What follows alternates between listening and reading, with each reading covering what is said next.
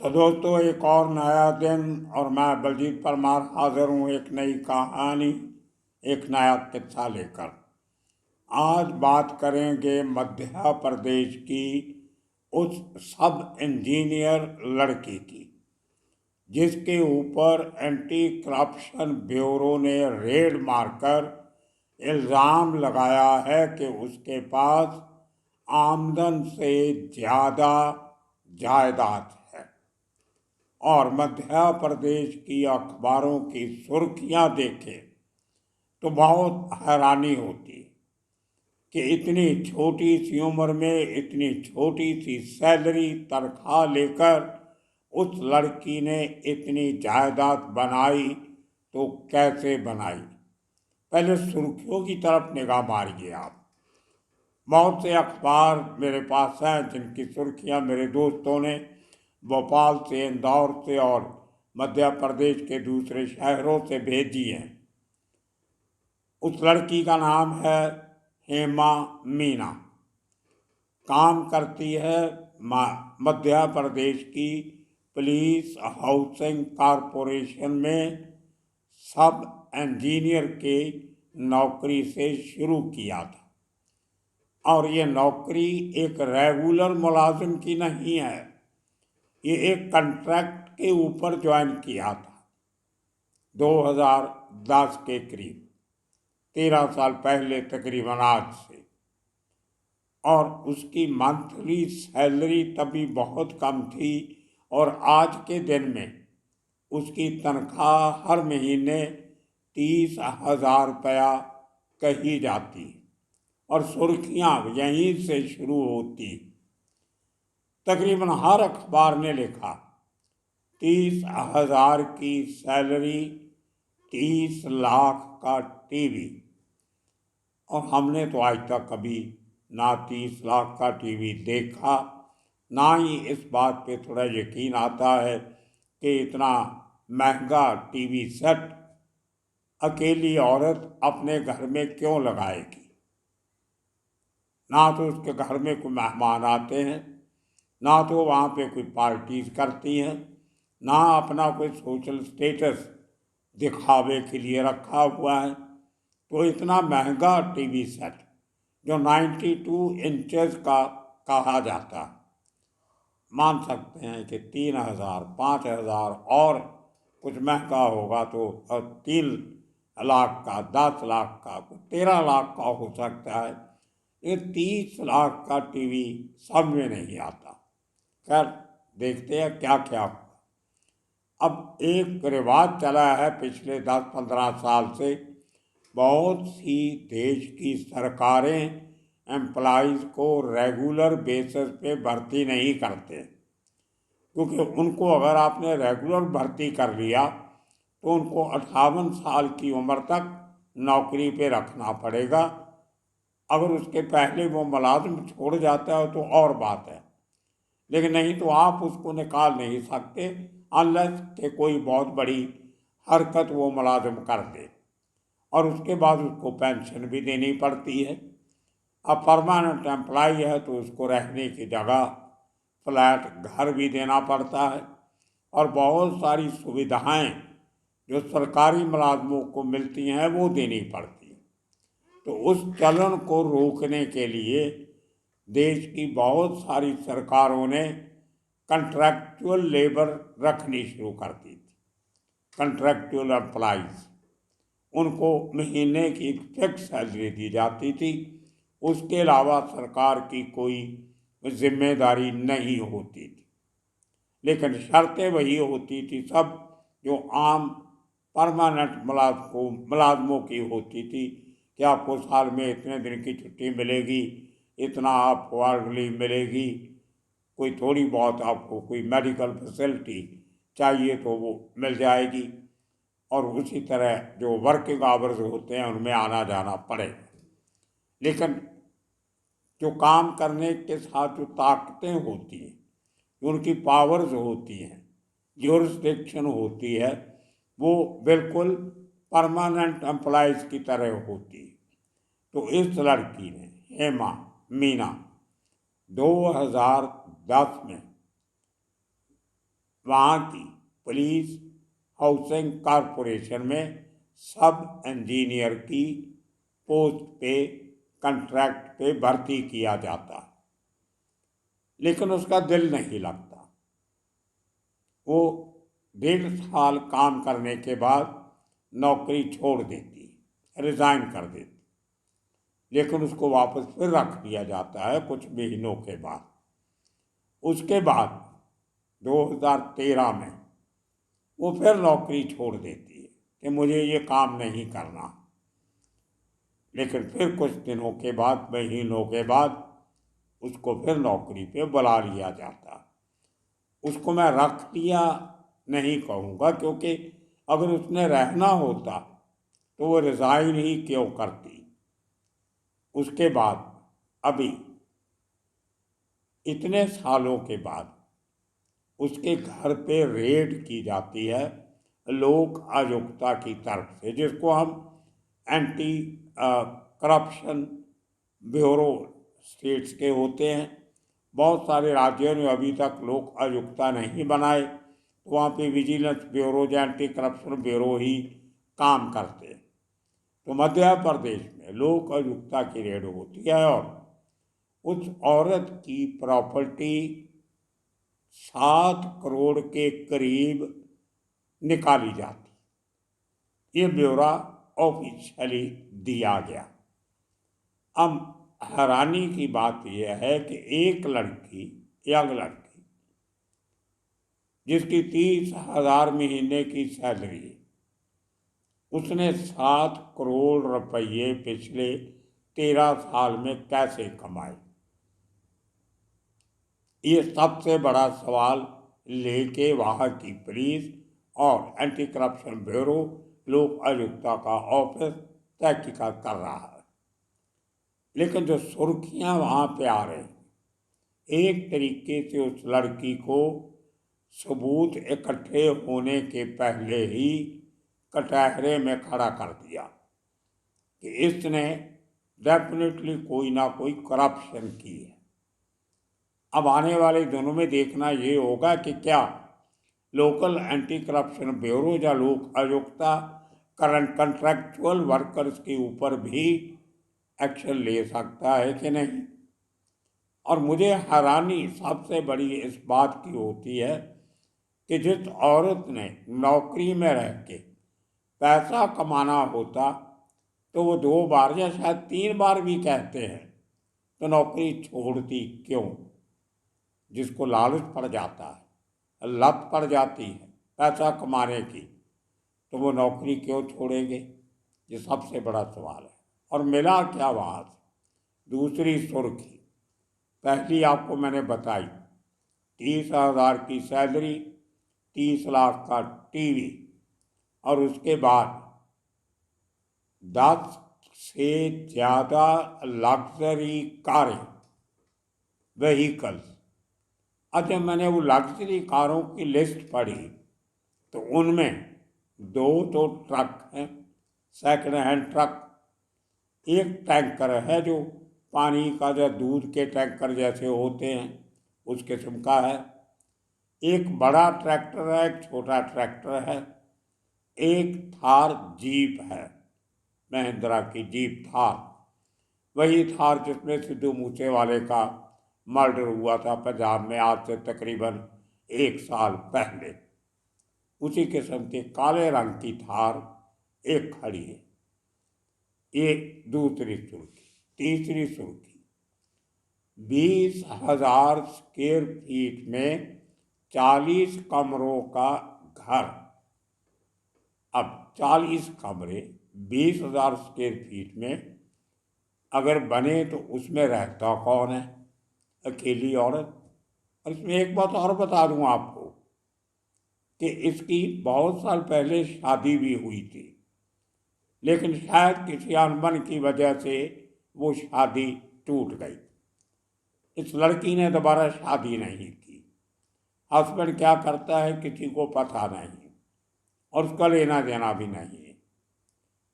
अब ये लड़की ने एक फार्म हाउस, जिसको हम कहते हैं, वो 2 एकड़ की जगह में बनाया। अब आज के दिन में करप्ट लोगों के लिए 2 एकड़ की जगह कोई बहुत बड़ी बात नहीं होती। जब खरीदा होगा आज से 10 साल पहले तो उसकी कीमत बहुत कम होगी। आज के दिन में उसके ऊपर इंफ्रास्ट्रक्चर डेवलप्ड होने के बाद उसकी कीमत बढ़ गई।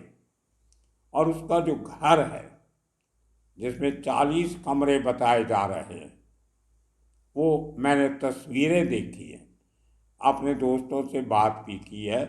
उनका कहना उसमें से घर के कमरे तो 3-4 ही हैं, बाकी स्टोर रूम्स हैं, सामान रखने की जगह है, और जो वर्कर्स हैं उनके रहने की जगह बनाई गई है।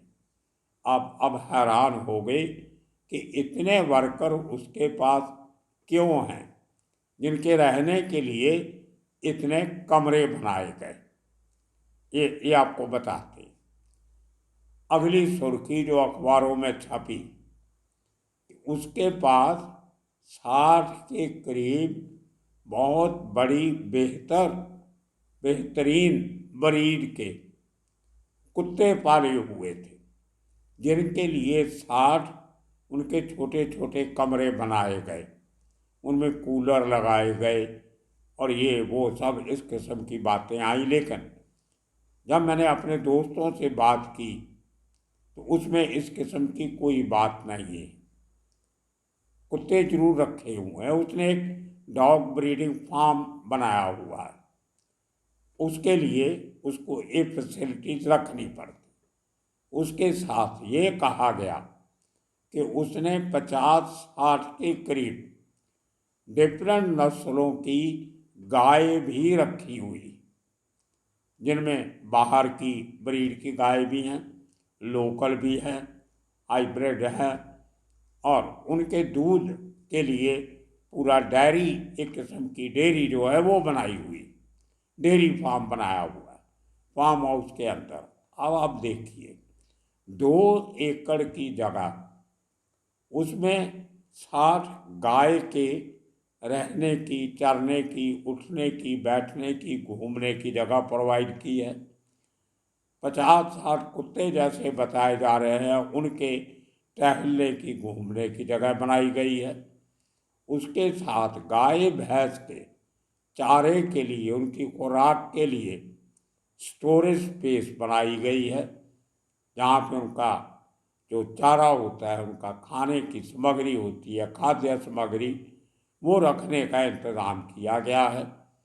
और उसके लिए 2 ट्रक रखे गए हैं जो वो सामान ले के आते हैं, और एक टैंकर रखा गया है जो उनका दूध भर के मार्केट में बेच के आता है, डिलीवरी दे के आता है।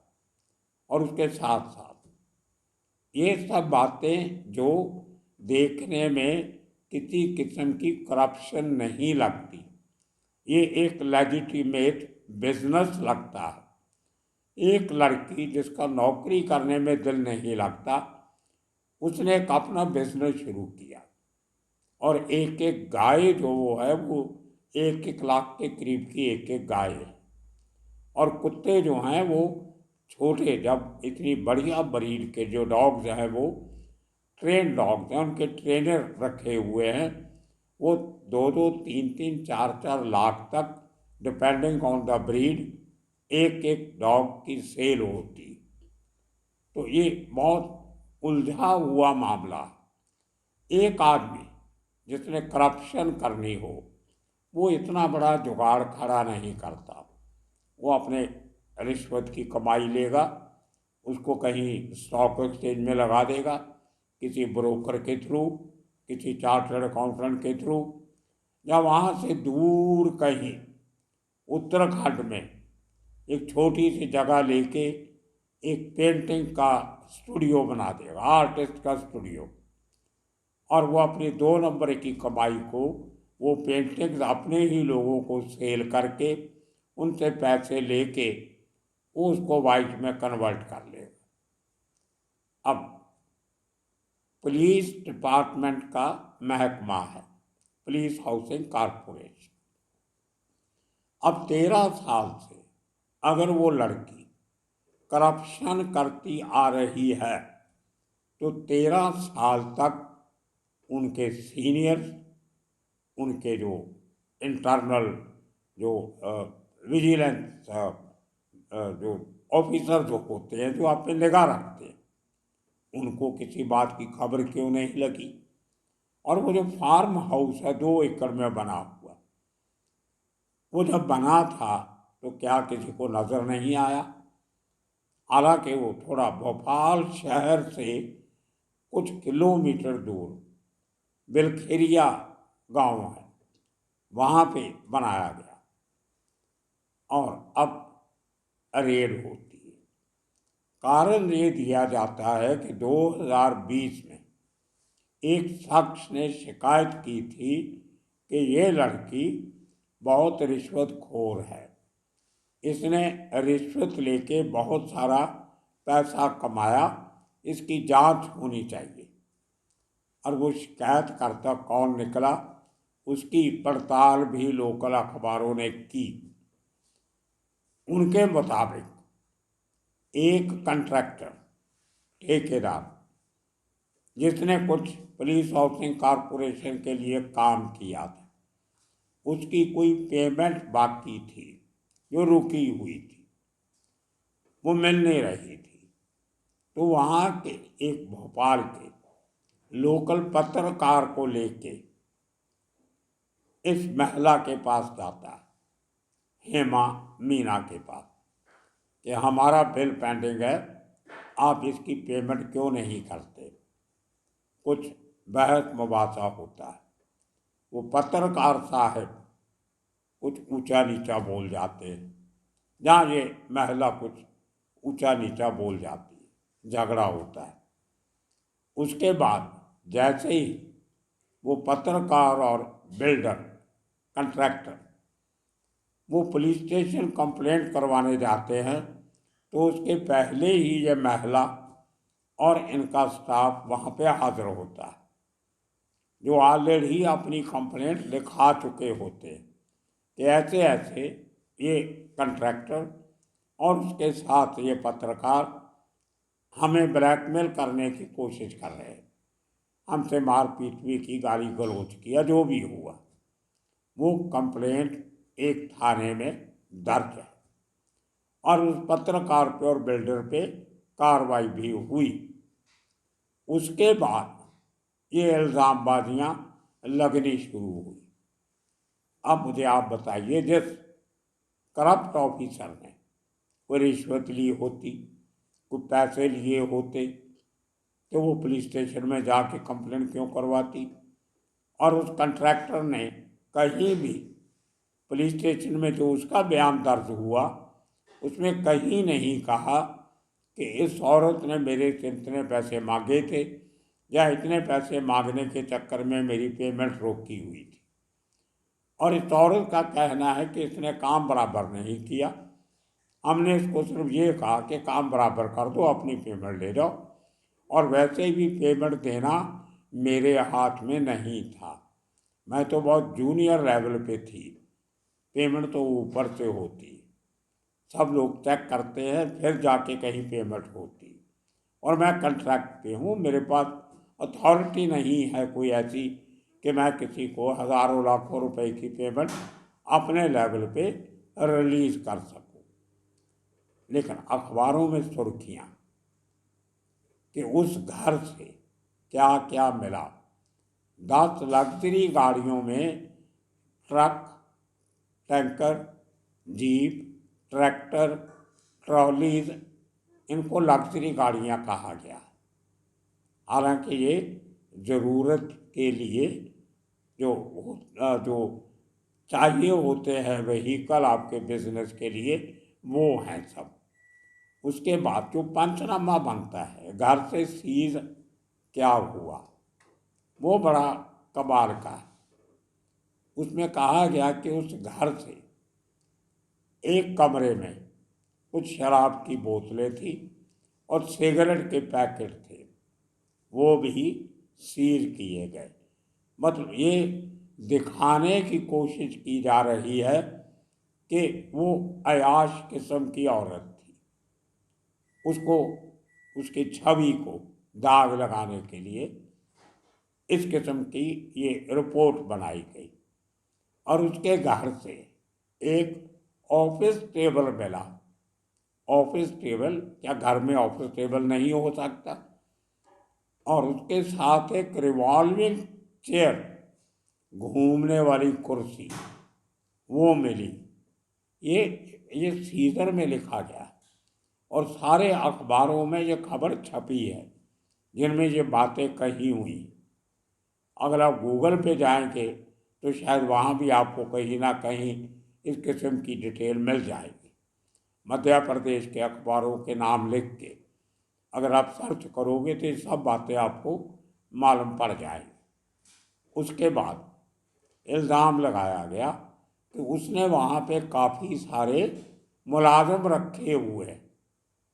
एक 30,000 की सैलरी लेने वाली महिला ने इतने मुलाजिम कैसे रख लिए? अरे भाई, जब आपने 60 कुत्तों का ख्याल रखना है, 60 गाय का ख्याल रखना है, उनका बंदोबस्त पूरा करना है, तो आपको मुलाजिम तो रखने पड़ेंगे। दूध निकालने वाले, उनको चारा खिलाने वाले, कुत्तों के ट्रेनर, मेडिकल स्टाफ, बहुत कुछ रखना पड़ता है। अगर आप एक बिजनेस कर रहे हो जो एक कंट्रैक्चुअल वर्कर कर सकता है, टेक्निकली वो सरकारी मुलाजिम नहीं है, तो इसमें क्या बुरी बात है? अगर एक औरत अपने पाँव पे खड़ा होके एक बिजनेस करना चाहती है, डेयरी फार्म का, डॉग ब्रीडिंग फार्म का, इसमें क्या बुरी बात है? वो इतनी मेहनत करके इतने लोगों को रोजी रोटी दे रही है। कौन करप्ट आदमी किसी को रोजी रोटी देता है, आप बताइए।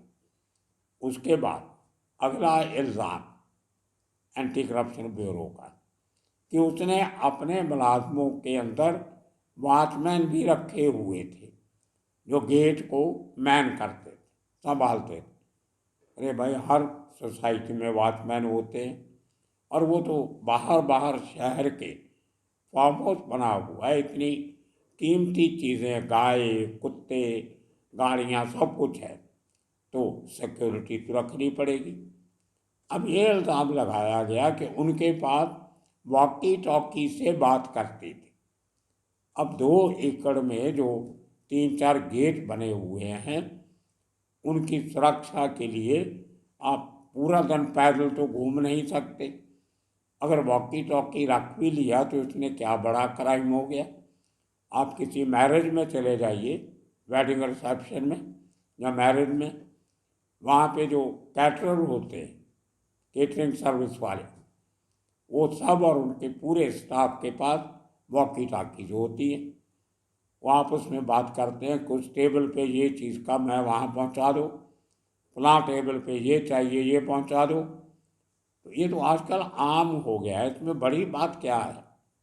लिमिटेड एरिया के लिए कम्युनिकेशन सिस्टम, वॉकी टॉकी कोई इलीगल चीज़ नहीं है, लेकिन उसको भी सुर्खियों में बताया गया और उसका भी कहा गया कि वो वॉकी टॉकी सेट भी हमने सीज कर लिए। फिर ये कहा गया कि उसने अपने घर की छत पे सोलर पैनल्स लगा रखी है। इसमें क्या बुरी बात है? सरकार तो खुद कहती है कि बिजली बचाने के लिए सोलर पैनल लगवाइए।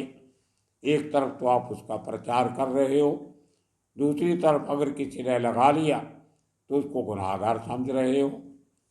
और उसके बाद एक टीम जाती है 50 लोगों की घर में रेड मारने के लिए।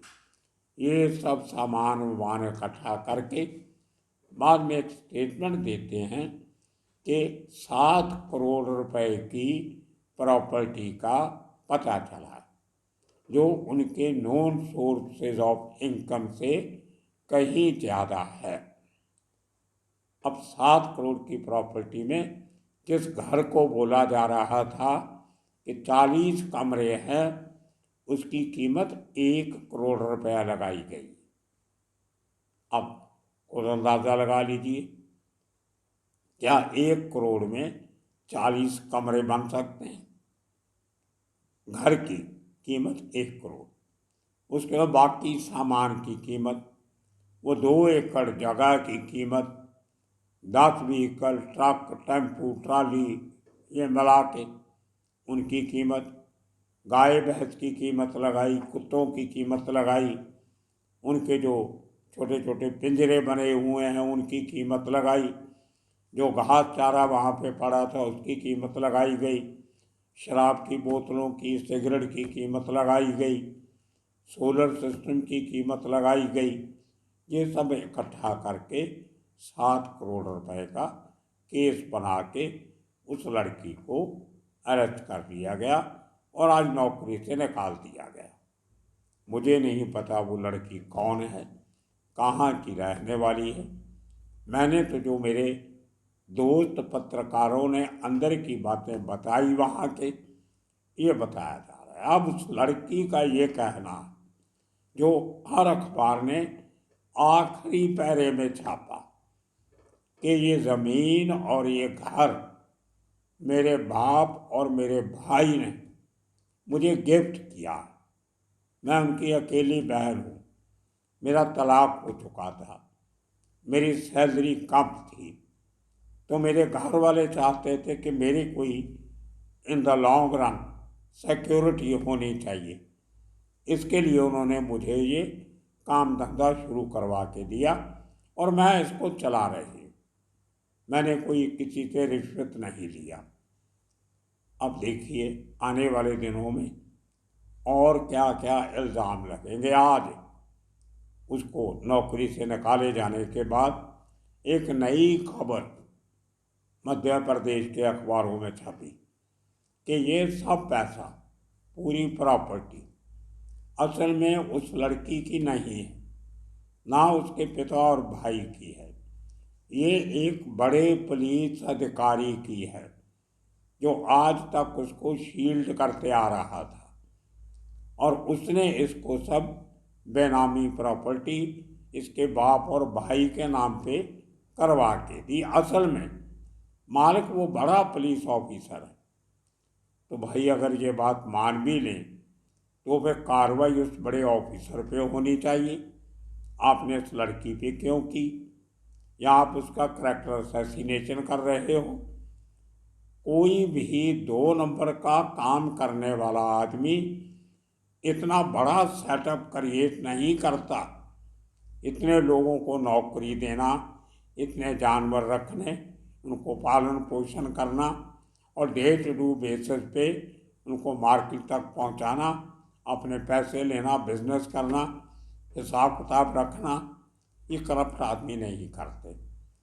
तो करप्शन की परिभाषा भी शायद आजकल बदल गई। जो लोग हज़ारों करोड़ों रुपए के घपले करके भाग गए देश छोड़ के, उनकी बात कोई नहीं करता। और एक लड़की अगर अपनी मेहनत से काम करके कुछ अच्छा काम कर रही है तो उसको करप्ट कहते, उसके रेड मार के, उसकी कैरेक्टर असैसिनेशन करके आप कर दो। और आने वाले दिनों में आप देखोगे जो बातें मैंने आपसे की हैं, ये सब बातें कोर्ट कचहरी में चलेंगी और आखिर में एक दिन वो लड़की बाइज्जत बरी कर दी जाएगी। लेकिन इतने साल जो उसके साथ होगा उसकी भरपाई कौन करेगा, ये हमारे देश का कानून। तो दोस्तों आने वाले दिनों में इसी किस्म की और किस्से कहानियाँ लेके फिर हाजिर होंगे। तब तक के लिए आप सबका बहुत बहुत शुक्रिया, धन्यवाद।